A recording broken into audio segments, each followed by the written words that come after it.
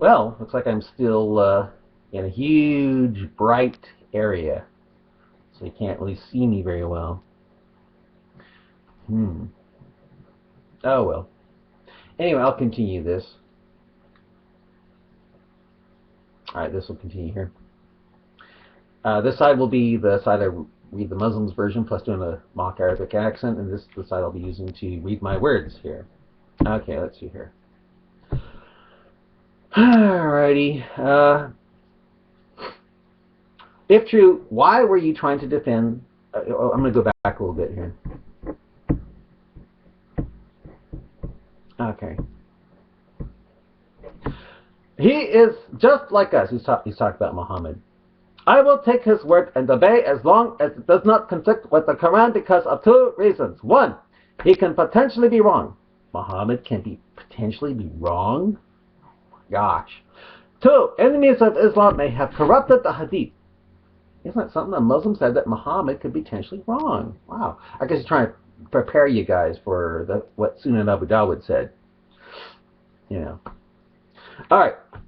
If true, why were you trying to defend the hadith about Satan sleeping in your nose at night and Ajwa dates? You know. Can you make up your mind, please? Ignorant, you say, what? And if you read Al-Tabari, you find out that it's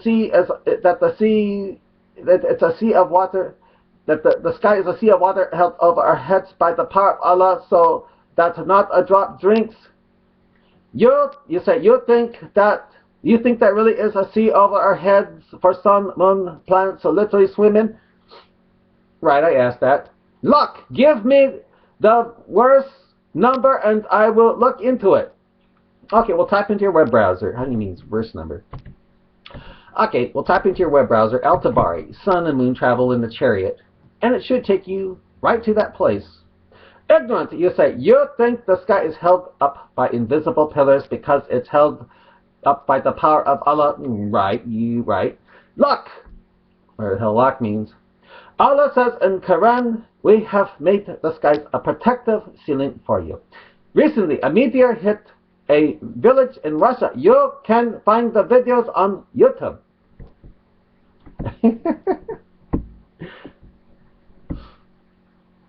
Right, yeah, on YouTube.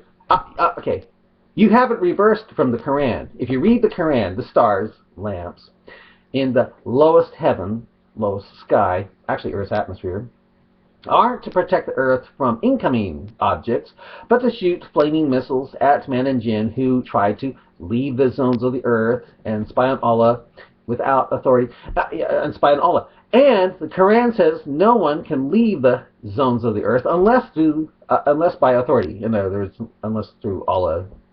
But guess what? The Quran says the moon is in the midst of the zones. And guess who went to the moon without authority from Allah? And guess who wasn't attacked by stars in the lowest heaven, lowest sky, Earth's atmosphere? Yeah. Both Russians and Americans. Pagan astronauts. No flaming missiles from stars attacked them. How come? So again, you have it reversed. It was traveling over 50,000 kilometers per hour. It shattered into millions of pieces. He's talking about that meteorite that hit Russia, that exploded over Russia. It shattered into a zillion pieces in the atmosphere, right, by hitting the atmosphere, not because it was attacked by a lamp star in the atmosphere. If it did not, it would have killed every living thing in the city, right, by hitting the atmosphere, not because it was attacked by a lamp star in the atmosphere, like the Quran tries to tell us. About attacking you if you try to leave the zones of the Earth, yet to spy on Allah. Apparently, Allah. He knew nothing since. Again, you have it reversed. Oh, okay. How would an illiterate shepherd know about the protection of the atmosphere 1400 years ago? Oh, apparently he knew nothing since. Again, you have it reversed from the Quran. For if you read the Quran, the stars, lamps in the lowest heaven sky, Earth's atmosphere, aren't to protect the Earth from incoming objects. not supposed to protect the Earth from incoming objects, but to shoot flaming missiles at men and jinn who try to leave the zones of the earth and spy on Allah. And the Quran says no one can leave the zones of the earth unless through the authority of Allah. But guess what again? The Quran says the moon is in the midst of the zones, and guess who went to the moon without authority from Allah? And guess who wasn't attacked by stars in the lowest heaven, sky, Earth's atmosphere? Both Russians and American astronauts, pagan astronauts. Didn't even ask permission of Allah to do it, and they weren't attacked by stars in the atmosphere of Earth. It also protects you from the harmful effects of the sun, and it certainly is a protective ceiling. Don't tell me men and jinn are ultraviolet and cosmic rays. Does that make sense? You don't appreciate what Allah has given you. What a shame. Just know that you have it totally reversed when it comes to guard by the lamps. You have it reversed from the Quran. For if you read the Quran, the stars, lamps in the lowest heaven, sky, Earth's atmosphere, aren't to protect the Earth from incoming objects, but to shoot flaming missiles at men and jinn who try to leave the zones of the Earth and spy on Allah. And the Quran says no one can leave the zones of the Earth unless through the authority of Allah. But guess what? The Quran says the moon is in the midst of the zones, and guess again who went to the moon without authority from Allah? And guess who wasn't attacked by stars of the lowest heaven, sky, Earth's atmosphere? Both Russian and American astronauts, pagan astronauts. Ignorant, you say, if true, how come the surah is called the clot and not the clinging leech substance? Right, I asked that. Lock. What the hell lock means? Surah al-Laq is not called the clot. The translation is called that. Exactly. Can you show me a Quran written before the time we all knew embryos embedded in uterine walls and weren't blood clots that has it, there's a translation that has it not as the clot, you know? Where is that translation? Surah al-Laq is Surah al-Laq. Surah al-Laq is Surah al-Laq. And the first meaning of al-Laq is clinging leech-like substance, parasite. If so, then again, how come all Qurans in English have the surah translated as the clot and not the clinging leech-like substance, parasite? How come? There are still many verses we do not fully understand, even though the Quran boasts of it being the clear signs handed down that explain things fully in detail. You know? As the science develops, we will be able to better understand these verses. I think we already do know. Ignorant, you ask, where is that Quran in English that says leech-like substance? Right, I asked that. The newer translations are calling it this way. You think? Oh, well, it's about time they got their act together. Yeah, but again, show me one that was written before we knew about embryology where it says leech-like substance instead of the clot. You know. I think I have told you the first meaning and the second meaning of the word alaq and Arabic, which makes me always respond back